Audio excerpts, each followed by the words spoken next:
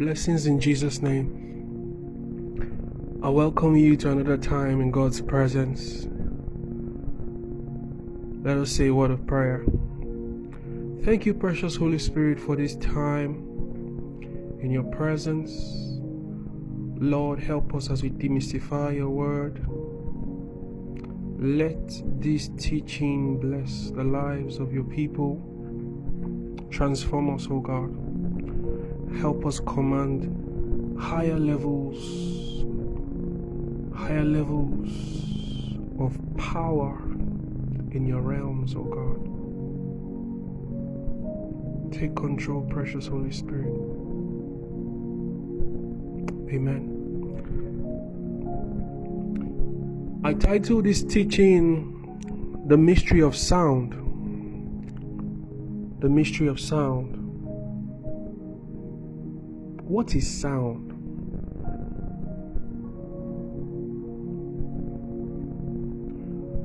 Sound are vibrations that travel through the air or any medium and can be heard by the ear of a human or an animal. For this teaching, I broadly classified sound into two categories. The first class being the sound of the spirit, and the second being verbal sounds used in communication. I realized that before God swings in action, a sound will always precede his move. If you look at Psalms 2 verse 4, it says that he that sitteth in the heavens shall laugh. Laughter there is a sound before the Lord puts his enemies in derision. A sound does not only accompany great power. Sounds precede great manifestation on earth.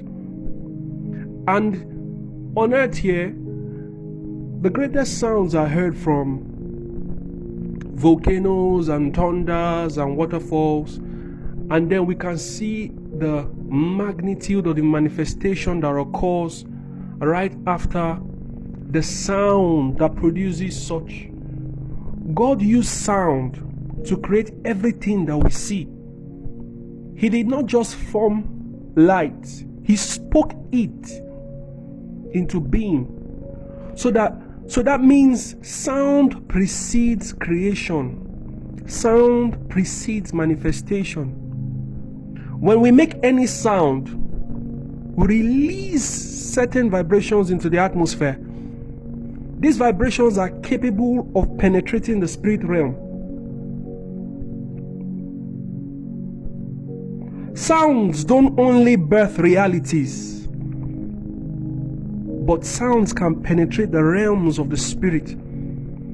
You see, going through the study of John's experience in Revelations, you find out that for every encounter that John had, there was always a sound for each dimension that the Spirit took John into.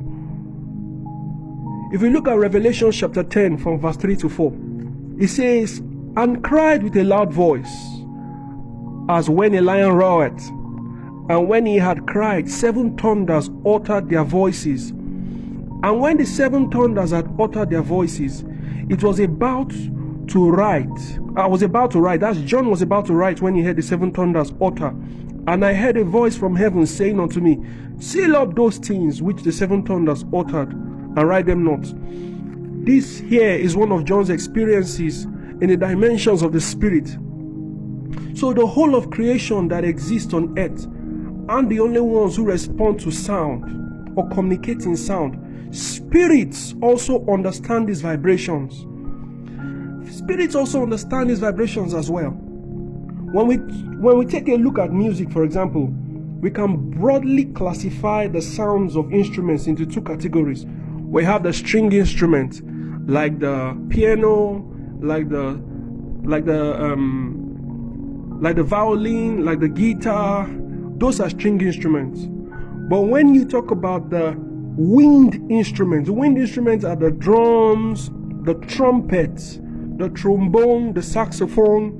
Those are wind instruments. When we release music, we are not just releasing melodies. These melodies or this music, they are vibrations that spirit also understand, and spirits can respond to these vibrations. In the creation of Lucifer, you find out in Ezekiel 28 verse 13, you find broadly the instruments that God infused into his being. I for a long time thought that what God did was he put drums and all of those things in Lucifer's body. No. Lucifer's body wasn't just instruments. God infused this instrument into his being. So Lucifer's body was capable of producing sounds that were able to come as vibrations to God, and God accepted that as worship. For every prophetic person I have ever encountered, I tell them mostly that, you see, they produce a unique sound in the realms of the spirit. People don't even know. There was a friend I met one day. She was shocked when I told her that when she sings, God hears her vibrations as a violin. That immediately explained her passion towards the instrument, because she had tried to play the violin for long and then she just never could put in the hours to learn properly, but she just had a passion to play. The robes of the priests, that's the people who offered sacrifices to God. One of the descriptions for the robes was that the robes should have bells underneath it. Each of those bells produced a sound, a unique sound for each of the priests. So every ministry releases a vibration that God understands uniquely to each call and each person. You see, one reason we should be careful of sounds is because spirits find it easy to travel with these vibrations. Look at Prophet Isaiah. What did he say? He said, "Bring me a minstrel," and the Spirit of the Lord came upon him. The mind, before I go there, let's just keep going. Let me give another example. What do demons, these people that enchant, what they do? They produce sounds. They keep repeating a word. They keep repeating some incantations. These incantations rise as vibrations in the realms of the spirit that spirits are able to attach to. Now, this was what I wanted to say. The truth is that it is not the body of a man that enjoys music or the melodies. It is our soul. We give music allowance to our minds. Our minds enjoy music. Our soul enjoys music. There are sounds when put together, these vibrations. It stirs something in our spirit, in our minds. And spirit beings understand that people give allowance. They allow the mind to enjoy some vibrations. So when you listen to the wrong kind of music, spirits are able to attach to these vibrations and begin to mess with people. The ears of a man have direct connection to the soul, unlike the eyes. Let me say that again. The ears of a man have direct connection to the soul, unlike the eyes of a man. So what a man sees, for example, now has to be interpreted by the mental faculties or the mental capacity. So when I see something, I need to interpret it first with my brain. But when I hear something, because of the proximal direction or because of the direct connection that the ears, the hearing ability has to the soul, people believe easily what they hear. There's no time to interpret what you hear because of the closeness of the hearing to the soul. That is why whenever we hear loud noises, whenever we hear scary things, people are afraid first based on what they hear. So what I'm saying here is that what people hear makes them even more afraid than what they see. Because when you hear loud noises, then the eyes try to interpret what you have seen to give the brain an understanding whether these things are things that are life-threatening or not. So when you hear a loud sound, there's a response immediately. Proverbs chapter 4 verse 23 says something. It says, that we should guard our hearts with all diligence. This includes our ears. You need to guard what you hear with your ears, your hearing ability, because you can open your hearing faculties to negative vibrations, and you release these negative vibrations into your soul. And like I said, spirits are able to attach to these vibrations. Secular music is one of these things. Spirit travel with these vibrations and can begin to influence the individual to be depressed, violent, immoral, and sometimes even suicidal. I said suicidal, please don't mind me. Suicidal. So people can be depressed, violent, immoral, and suicidal sometimes whenever they listen to certain kinds of music. Sounds are powerful. Sounds are really powerful. What type of sounds brought down the wall of Jericho, for example? Was it not trumpets and voices? They only listened to what God told them to do, but in the real sense of it, it was vibrations, sounds that brought down that great wall, that men could stand side by side. The Bible says 7 chariots could stand side by side. Sounds are mysterious vibrations that spirits understand. I call sound a law. Sound is a law in the realms of the spirit. If you look at 1 Kings chapter 18 verse 41, let me look for that scripture. Now Elijah said to Ahab, "Go up, eat and drink, for there is a sound of abundance of rain." There was a sound in the realms of the spirit before it appeared physically. So this means that but before you see anything happen in the physical realm, it precedes with a sound from the realms of the spirit. There are sounds of the spirit that only those in synchrony with God, those in synchrony with God's spirit can pick. They can pick everything that manifests itself here in the earth, because they have fine-tuned their hearing to hear the sounds that come from the realms of God. There is a sound of joy. There is a sound of peace. There's a sound of hope. There's a sound of war. There's a sound of abundance, like Elijah was able to hear the sound of rain. When we release groans and we speak in tongues, these sounds can be interpreted by the Spirit of God. But these sounds, these vibrations, it affects our own reality. Because when you pray, you expect a tremendous result to occur. And yes, God honors those sounds, and then you see a result. If we are discerning enough, we will always speak the vibrations of the Spirit. If you plug your spirit, you always sense Yahweh's vibrations. Oh, Shalabrantos, Cabrontas, Quatashiata. Oh, Jesus. Lord Jesus. There are always sounds. There are always sounds. There are always sounds. And the prophets of old, these men who walked with God, these men knew the sounds of Yahweh. They could hear the beckons of God. Oh Lord, what is the sound ringing in the realms now? Can you pick those sounds? Are you hearing those sounds? Can you hear the sound of the Lord? Can you hear the beckons of the Spirit? There's a sound in the realms now. It's one of the last trumpets. It's the sound of revelation. It's one of the last trumpets that will sound in our days. This sound will occur till the last sound is heard.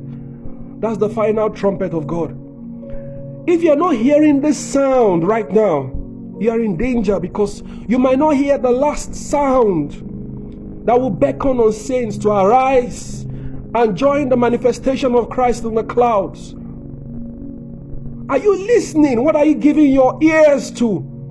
What is your soul what's your soul fine-tuned to listen to? What vibrations are you sending to the realms of the Spirit? Can you hear God? Can you hear this sound of revelations? Like the sound of many waters. Can you hear what God is saying? Can you hear what God is saying? Can you hear what God is saying?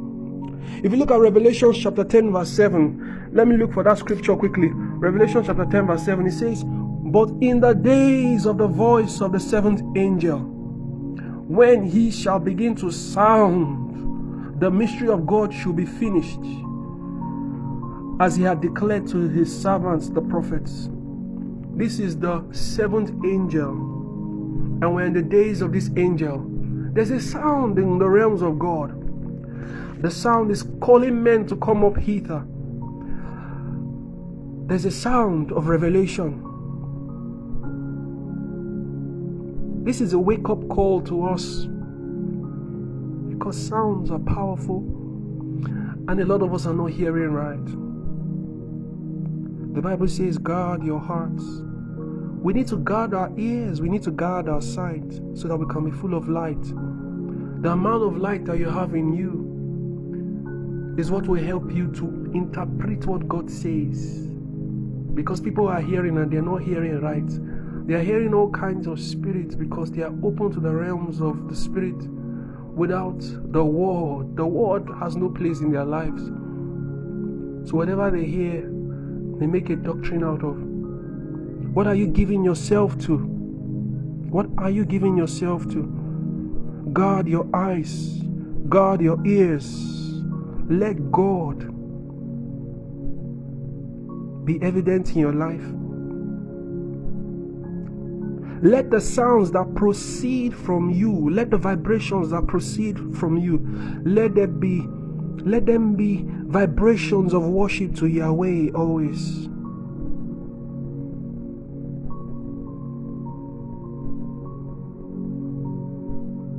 This is the mystery of sound. This is the mystery of sound. I just feel a need to maybe speak in other tongues here. I know that a lot of people will connect, a lot of people are listening. Lord Jesus, touch, heal their sight, heal their eyes. One thing that people do many times when they want to hear is they ask God for the ear that hears. They ask for the hearing ear.